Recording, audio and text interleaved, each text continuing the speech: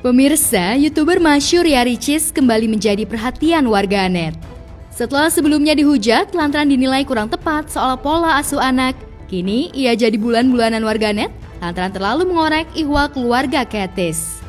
Di tengah perbincangan masalah perkontenan, namun tiba-tiba obrolan Ricis mengarah kepada keluarga. Sontak saja wajah Kethis berubah seolah tak suka jika dirinya ditanya persoalan keluarga. Meski terlihat ogah membincang masalah keluarganya, namun Ricis seperti tak peduli dengan penolakan wanita yang berprofesi sebagai streamer dan juga gamer tersebut. Ih, males lah keluarga.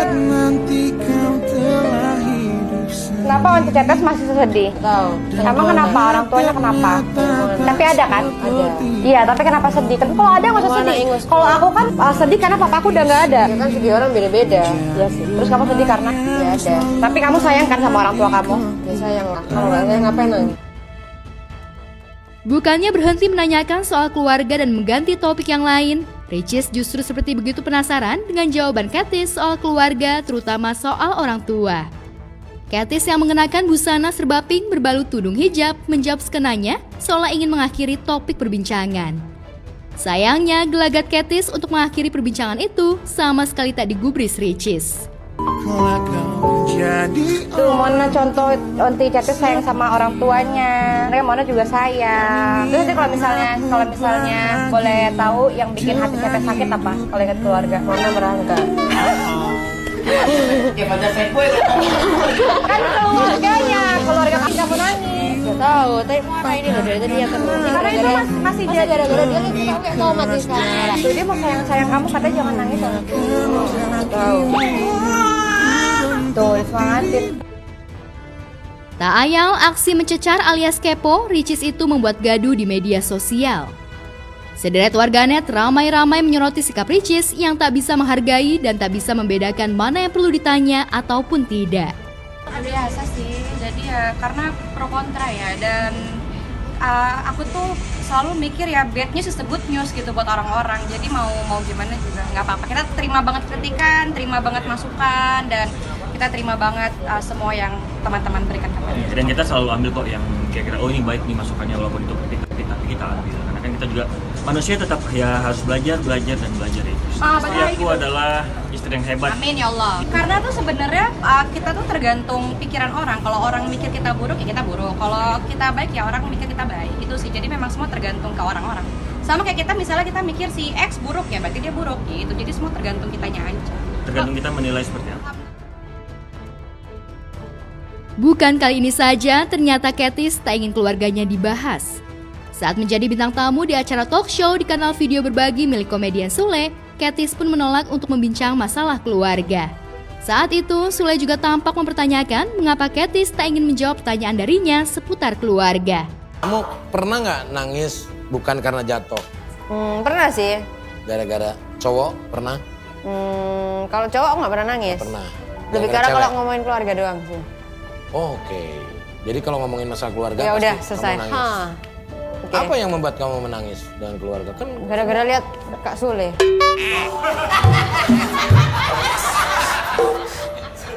pinter juga ya.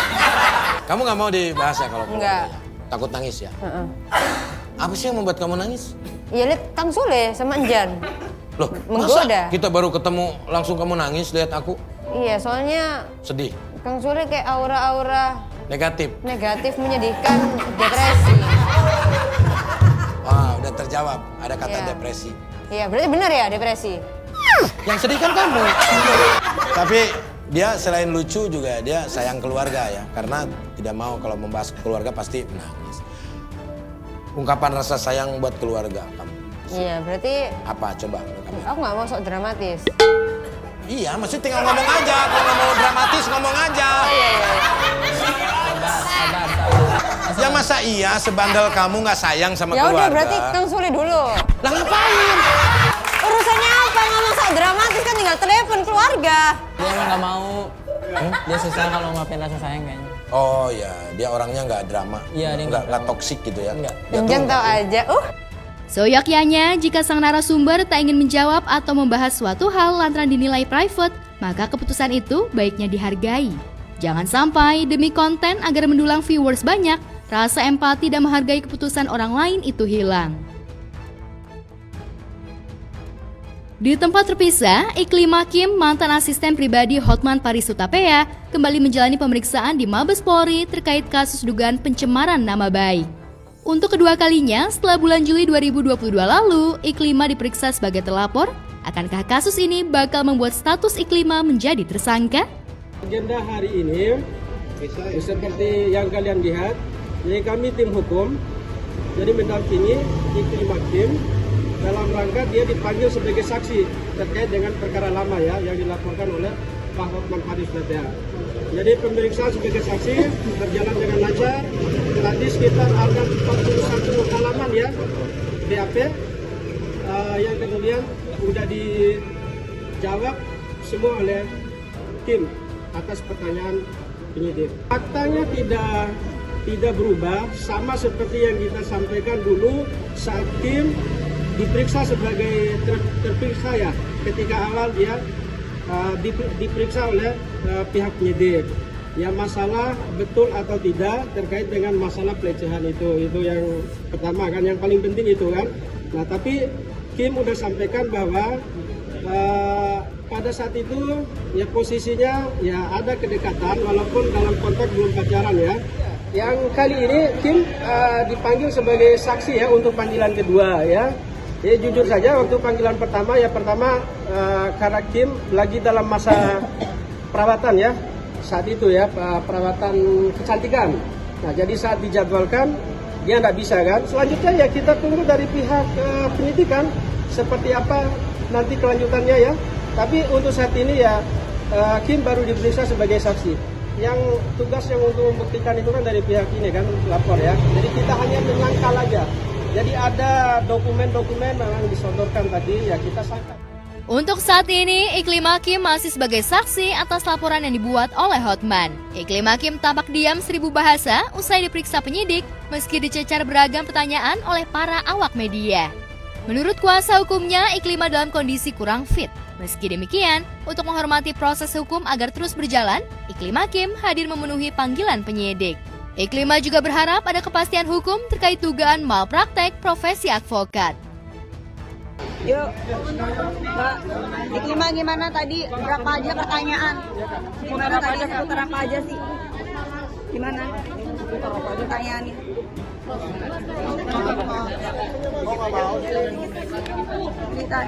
Sedikit aja hari ini gimana tadi? Ya, gimana hasilnya? Tadi gimana sedikit? Berapa pertanyaan kak? Berapa pertanyaan? Seputar apa aja kak?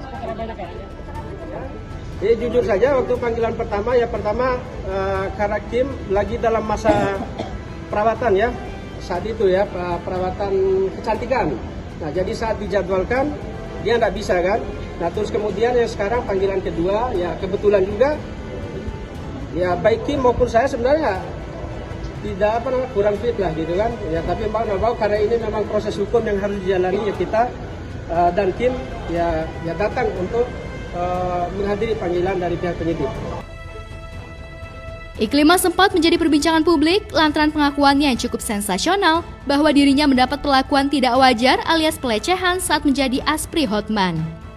Karena tak merasa atas apa yang dituduhkan oleh Iklimah, Hotman pun akhirnya melaporkan mantan asistennya ke Mabes Polri. Namun anehnya ketika laporan itu berjalan, dengan mengejutkan jika Iklimah tak pernah mengungkap jika Hotman melakukan dugaan tindak pelecehan seksual kepadanya. Ia mengaku hanya dijadikan alat oleh mantan pengacaranya yang lama, Razman Nasution. Kim juga udah sampaikan bahwa itu tidak benar ya.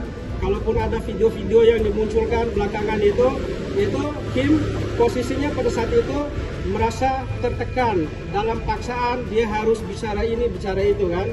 Nah itu seperti itu kondisi yang disampaikan oleh Kim tadi. Yang paling penting kita mau tegaskan bahwa Iklimah Kim sebagai klien kami hari ini pada masa dia berhubungan ada hubungan dengan kuasa hukum lama, Kim saya bilang kembali lagi kami tegaskan bahwa Kim adalah korban dari malpraktek profesi advokat ya. Dikatakan seperti itu gitu, katakanlah pelecehan. Dan itu juga kan bukan dari saya yang keluar dari mulut saya. Tapi gini deh contohnya, abang abang lagi berdiri di pinggir jalan, dia disenggol sama orang. Mungkin untuk bagian untuk abang, misalnya itu itu hal biasa, yaudah mungkin dia nggak sengaja apa segala macam. Tapi saya ngomporin abang untuk dia nyenggol bang, kejar gitu sampai dapat gitu kan. Itu kan dua hal yang berbeda. Itu saya kasih gambaran aja. Tidak ada keterangan palsu. Semua cerita-cerita disampaikan, mulai dari Iklim Hakim ini jadikan aspri kan oleh Pak Hotman Paris Sofian, diceritakan semua. Kemudian sampai pada ada kata ajakan untuk pacaran, diceritakan semua gitu loh. Semuanya. Tapi framing untuk yang dibangun bahwa ini adalah bagian dari pelecehan seksual, ada kelainan, itu tidak ada gitu kan. Semua itu disimpulkan sendiri oleh beliau. Dari sejak awal katakanlah beliau menjadi apa sih namanya? Kuasa hukum. Tapi benar-benar aku di situ tegas mengatakan bahwa tidak bisa. Sudah saya ceritakan semua beserta bukti-buktinya. Saya ada rekaman, chat dan lain-lain, suka banget. Klien kami Iklim Hakim itu sampai mengundurkan diri atau mencabut hubungan kuasa antara klien kami Iklim Hakim dengan kuasa hukum yang lama. Posisi Kim di saat sudah menandatangani surat kuasa untuk menyelesaikan masalah yang pertama itu memang dalam posisi yang sangat tertekan luar biasa sekali. Jadi kalau dibilang maju mundur itu semua serba salah. Ya, maju ya kena juga, mundur apalagi. Tapi alhamdulillah gitu kan, Kim ya dapat langsir dari ilahi gitu kan, sehingga dia bisa keluar ini dari kandang singa dan mudah-mudahan tidak masuk lagi ke kandang buaya ya. Diperiksanya kembali Iklima seolah membuktikan jika laporan Hotman kepada peseterunya itu tak main-main. Bahkan saat awal-awal kasus ini mencuat, Hotman bakal memenjarakan orang-orang yang telah mengusiknya dengan tuduhan yang tak sesuai dengan fakta. Dia kirim foto dia paling seksi tanpa saya minta. Dia lagi di Bali, saya hanya bilang, halo sayang kangen, dia kirim foto seksi, bahkan ada yang cuma pakai bra. Pernah seperti itu ya Bang? Ada di Instagram gue semua, ada, sama video juga. Jadi apa? Jadi merasa dilecehkan apa? Selama ini saya nggak pernah terlalu pusing kalau gosip. Saya kan selebriti, udah biasa lah. Tapi kalau sudah kelewatan, saya akan kejar sampai dapat. Berarti semua